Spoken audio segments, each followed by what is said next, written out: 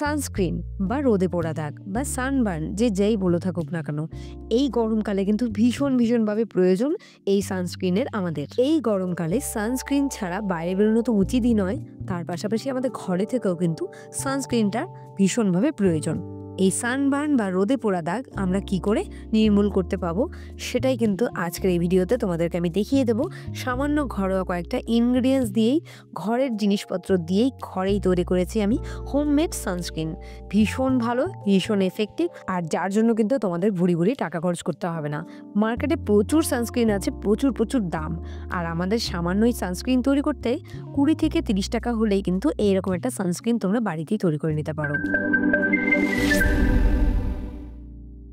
বন্ধুরা, তোমাদের সঙ্গে কিন্তু অনেকগুলো সানস্ক্রিনের ভিডিও আমি শেয়ার করেছি, আর প্রত্যেকটা সানস্ক্রিনের ভিডিওতে তোমরা আমাকে অনেক ভালোবাসা দিয়েছো, অনেক পছন্দ করেছো। আর আজকের যে সানস্ক্রিনটা হতে চলেছে এটাও কিন্তু বেশ একটা ভালো সানস্ক্রিন হতে চলেছে। তাহলে ভিডিওটা সম্পূর্ণ মন দিয়ে দেখো আর একটু স্কিপ করো না, তাহলে কিন্তু তোমাদের বুঝতে অসুবিধা হবে। তাহলে চলো স্টার্ট করি। প্রথমেই আমাদের সানস্ক্রিন তৈরি করতে গেলে যেটা আমাদের সবার প্রথমে লাগে, সবসময় আমি যেটা বলে থাকি, গাজর। সেই গাজরটাকে কিন্তু অবশ্যই লাগবেই। গাজরের তেল হোক, গাজরের বীজের তেল হোক, বা গাজর থেকে তোমরা তেল বের করতে পারো, বা গাজরের রসও ব্যবহার করতে পারো, যেই পদ্ধতিতে গাজরটাকে ব্যবহার করতে পারো আর কি। তো দেখো, প্রথমে একটা গাজর নিয়ে নিয়েছি, সেই গাজরটাকে পরিষ্কার জল দিয়ে ধুয়ে নিয়েছি। এবার খোসাটাকে ছাড়িয়ে নিলাম। এরপর একটা গ্রেটারের সাহায্যে এই গাজরটাকে আমি গ্রেট করে নেব। তোমরা যারা এর আগে আমার সানস্ক্রিনের ভিডিও দেখেছো তারা হয়তো জানোই যে এই গাজরটাকে গ্রেট করে আমি গাজরের রসটাকে বের করব। তো এই গাজরটা সানস্ক্রিনে কেন ব্যবহার করা হয়, কিসের জন্য ব্যবহার করা হয়, সমস্ত ডিটেলস কিন্তু আমি এর আগের সানস্ক্রিনের ভিডিওতে বলেছি। কিন্তু যারা আজকে আমার ভিডিও নতুন দেখছো তাদের জন্য বলছি, গাজরটা আমরা কেন সানস্ক্রিনের জন্য ব্যবহার করব। দেখো, একটা সানস্ক্রিনের মধ্যে SPF 50 পর্যন্ত থাকে, আর সেই 50-র মধ্যে SPF 40 আমরা এই গাজর থেকেই পাচ্ছি। সেই কারণে গাজরটা কিন্তু ম্যান্ডেটারি, গাজরটা আমাদের লাগবে। সেই গাজরটাকে গ্রেট করে নিলাম। গ্রেট করে গাজরের রসটাকে একটা পরিষ্কারের কাপড়ের সাহায্যে আমরা বের করে নিব। তোমরা চাইলে মিক্সিতেও ঘুরিয়ে নিতে পারো। মেইনলি আমাদের এখানে যেটা লাগবে সেটা হচ্ছে গাজরের রসটা। এখানে 2 চামচের মতো আমি গাজরের রস বের করে নিব। তার জন্য একটা গাজর হলেই যথেষ্ট। আর যাদের কাছে ক্যারট অয়েল অর্থাৎ গাজরের তেল আছে তারা কিন্তু এই গাজরের রসের ব্যবহার করার দরকার নেই, গাজরের তেলটাই ব্যবহার করলেই হয়ে যাবে। বন্ধুরা, মার্কেটে কিন্তু প্রচুর নামি দামি কোম্পানির সানস্ক্রিনের প্রোডাক্ট পাওয়া যায়, আর সেগুলোর মধ্যে কিন্তু প্রচুর কেমিক্যালও থাকে। আমরা যদি সামান্য কয়েকটা ঘরের ইনগ্রিডিয়েন্টস দিয়ে সামান্য খরচে বাড়িতেই এরকম একটা সানস্ক্রিন তৈরি করে নিতে পারি, তাহলে কিন্তু আমাদের খরচাটা অনেক কমে যাবে, আর কোনো কেমিক্যালযুক্ত জিনিস আমাদের ফেসের মধ্যে অ্যাপ্লাই করতে হবে না। আর আজকের এই যে সানস্ক্রিনটা তৈরি করে দেখাচ্ছি, এটা কিন্তু মার্কেটের যে সানস্ক্রিনগুলো আছে সেই সানস্ক্রিনের তুলনায় কোনো অংশেই কমভাবে কাজ দেবে না, বরং আরও ভালোভাবে কাজ দেবে। আমাদের ফেসের মধ্যে কোনো ক্ষতি করবে না, কোনো কেমিক্যাল আমাদের ফেসের মধ্যে লাগবে না। এবারে গাজরের রসটা আমরা বের করে নিলাম, আর এই যে গ্রেট করা গাজরের অংশটা আছে এটা কিন্তু অন্য কোনো কাজেও লাগাতে পারবে তোমরা। এখানে দেখো অ্যাপ্রক্স মোটামুটি 2 চামচ পরিমাণ গাজরের রস কিন্তু আমরা বের করে নিয়েছি। এটাকে আমরা সরিয়ে দিলাম। এবার আমাদের যেটা করতে হবে, অন্য কাজ আছে, সেটা হচ্ছে আমাদের লাগবে সাদা তিল। এই সাদা তিল কেন লাগবে, কারণ সাদা তিলের মধ্যে থাকে জিঙ্ক অক্সাইড। আর এই যে সানস্ক্রিন তৈরি করতে গেলে প্রত্যেকটা সানস্ক্রিনের মধ্যে কিন্তু জিঙ্ক অক্সাইড থাকে, যেটা কিনা মার্কেটের কোনো সানস্ক্রিন হলে ভীষণভাবে হোয়াইট কাস্ট ছাড়ে, আমাদের মুখটাকে একদম সাদা ফ্যাটফেটে বানিয়ে দেয়। এটা কিন্তু সেটা একদমই হবে না, বরং আমাদের খুব ভালোভাবে উপকার করবে। তাহলে এখানে আমি 2 চামচ পরিমাণ সাদা তিল নিয়ে নিলাম। তার সঙ্গে আমাদের যেটা লাগবে সেটা হচ্ছে গ্রিন টি। এখানে গ্রিন টি লাগবে আমাদের 1 থেকে 1.5 চামচ পরিমাণ। গ্রিন টির জায়গায় অনেকের প্রশ্ন থাকতে পারে, নর্মাল টি হলে কি হবে? না, একদমই হবে না, গ্রিন টি লাগবে এক্ষেত্রে। 1 চামচ পরিমাণ গ্রিন টি আর 2 চামচ পরিমাণ সাদা তিল দিয়ে ভালো মতো একটু মিশিয়ে নিলাম। এবার আমাদের যেটা করতে হবে, গ্যাস জ্বালিয়ে দিতে হবে। গ্যাস জ্বালিয়ে গ্যাসের ফ্লেমটাকে লো মিডিয়াম করে রেখে একটা প্যান বসিয়ে দিতে হবে, আর প্যানের মধ্যে সেই সাদা তিল আর সেই গ্রিন টি সেটাকে একটু হালকা রোস্ট করে নিতে হবে, একদমই অল্প সময়, জাস্ট 2 থেকে 3 মিনিট মতো। এবার আসি সানস্ক্রিনের জন্য আমরা কেন গ্রিন টিটা ব্যবহার করব। গ্রিন টিতে প্রচুর মাত্রায় কিন্তু অ্যান্টিঅক্সিডেন্ট থাকে, যা আমাদের ত্বকের জন্য ভীষণ উপকারী। এছাড়াও গ্রিন টিতে থাকে ক্যাটাকল নামক উপাদান, যা ইউভি রেস থেকে আমাদের স্কিনকে প্রোটেক্ট করে। আর বন্ধুরা, সাদা তেলের মধ্যে শুধুমাত্র জিঙ্ক অক্সাইড থাকে না, কিন্তু তার পাশাপাশি থাকে SPF 4 থেকে 10 মাত্রা। এবার এটা হয়ে গেলে একটা প্লেটের মধ্যে এটাকে ঢেলে নেব, ঢেলে এটাকে ঠান্ডা হতে দেব। আর এটা পুরোপুরি হয়ে গেছে সেটা কি করে বুঝবে? যখন এটা হাত দিয়ে ধরবে, দেখবে একটা ক্রাঞ্চি ভাব চলে এসছে, তখনই বুঝতে পারবে এটা আমাদের পুরোপুরি হয়ে গেছে। এবার একটা মিক্সি নিয়ে আসবো, মিক্সির মধ্যে এটাকে দিয়ে দেবো, দিয়ে এটার একটা সুন্দর পাউডার বানিয়ে নেব, যতটা পাউডার বানানো যায় আর কি। যেহেতু এটা আমরা ক্রিমের জন্য ব্যবহার করব, সেই কারণে পাউডারটা যেন স্মুথ হয় সেই দিকে আমাদের খেয়াল রাখতে হবে। বন্ধুরা, আমি এই পর্যন্ত যতগুলো সানস্ক্রিন তৈরি করেছি, প্রত্যেকটা সানস্ক্রিন কিন্তু ভীষণ এফেক্টিভ, ভীষণ ভালোভাবে কাজ দেয়। যদিও ভাই সানস্ক্রিনগুলো তৈরি করতে একটু সময় লাগে, কিন্তু সময় লাগলেও কোনো ব্যাপার না, কারণ আমাদের খরচটা কিন্তু অনেকটাই কম হয়ে যাচ্ছে। আমরা বাইরের কোনো কেমিক্যালযুক্ত জিনিস আমাদের ফেসের মধ্যে লাগাচ্ছি না, ঘরে থাকা সামান্য কয়েকটা জিনিসপত্র দিয়েই সানস্ক্রিনটা তৈরি করে নিতে পারছি বাড়িতেই। এবারে দেখো, যেই পাউডারটা আমরা তৈরি করে নিলাম, সেই পাউডারটা কিন্তু পুরোপুরি ক্রিমের উপযুক্ত হয়নি, যেহেতু খুবই সামান্য পরিমাণ ছিল। সেই কারণে ছোট একটা ছাঁকনির সাহায্যে এটাকে আমি ছেঁকে নিচ্ছি, একদম মিহি পাউডারের মতো যেন বেরোয়, যাতে ক্রিম তৈরি করতে গেলে এর মধ্যে কোনো সমস্যা না হয়। সেই কারণে এবার একটা ছাঁকনির সাহায্যে এটাকে ছেঁকে নিলাম।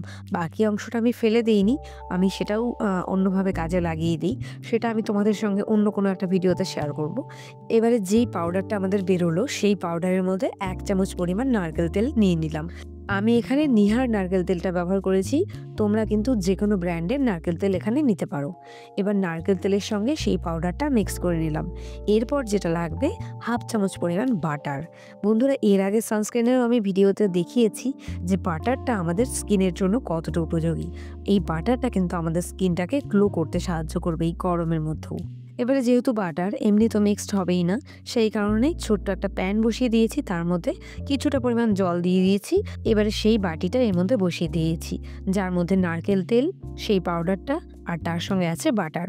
এতে কি হবে, বাটারটা পুরোপুরি গলে যাবে।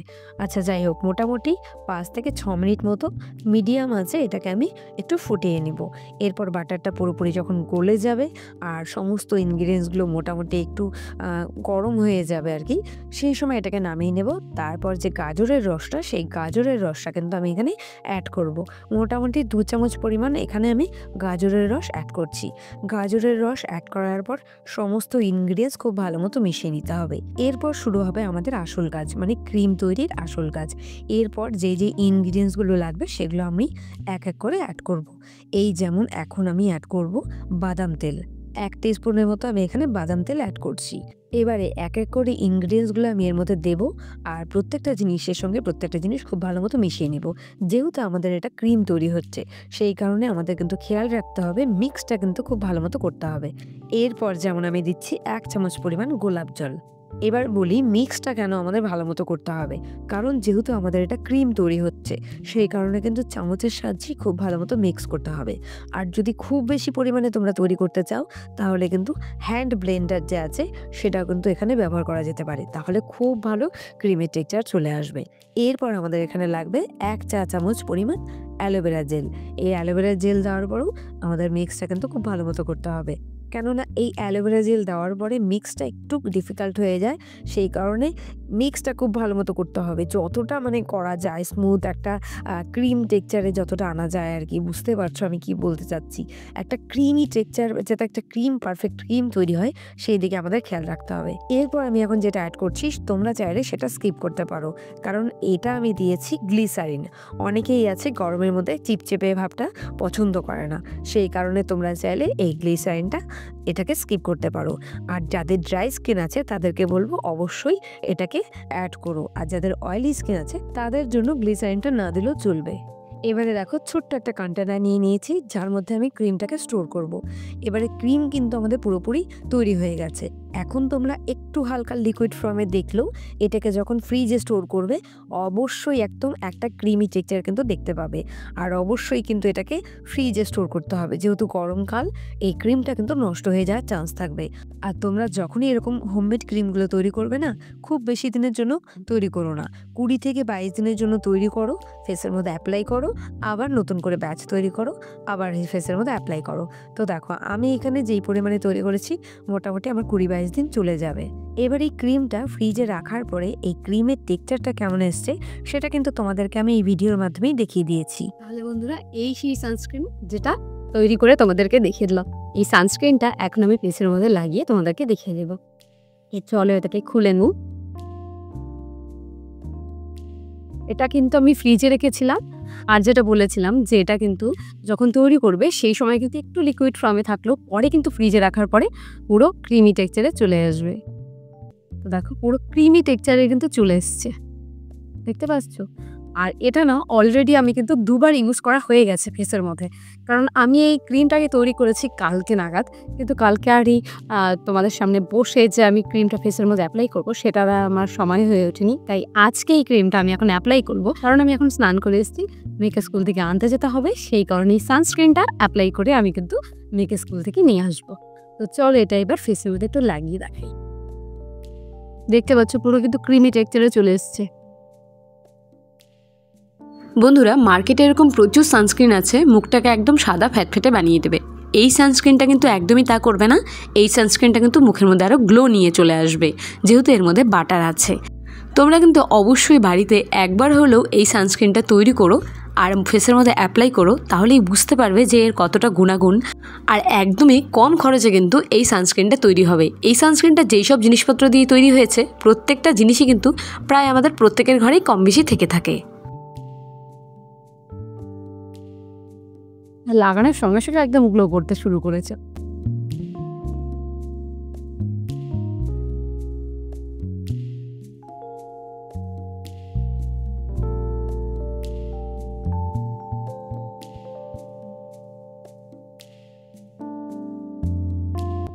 তো দেখো, আশা করি বুঝতেই পারছো যে ফেসের মধ্যে লাগানোর সঙ্গে সঙ্গে ইনস্ট্যান্ট কিন্তু একটা গ্লো চলে এসছে। কিন্তু এটা লাগানোর সঙ্গে সঙ্গেই বাইরে বেরোবে না, কমসে কম তোমরা কিন্তু 10 থেকে 15 মিনিট বাড়িতে অপেক্ষা করবে, তারপর বাইরে বেরোবে, মানে সূর্যের তাপটা তারপর স্কিনের মধ্যে লাগাবে। তাহলে বন্ধুরা, আজকের আমার এই সানস্ক্রিনের ভিডিওটা তোমাদের কেমন লাগলো অবশ্যই কমেন্টের মাধ্যমে কমেন্ট করে জানিও। ভিডিওটা যদি ভালো লেগে থাকে তাহলে অবশ্যই একটা লাইক করে দিও। আরও এরকম সুন্দর সুন্দর নতুন ভিডিও দেখার জন্য চ্যানেলটাকে সাবস্ক্রাইব করে আমার পাশে থাকো। Bye bye, tata.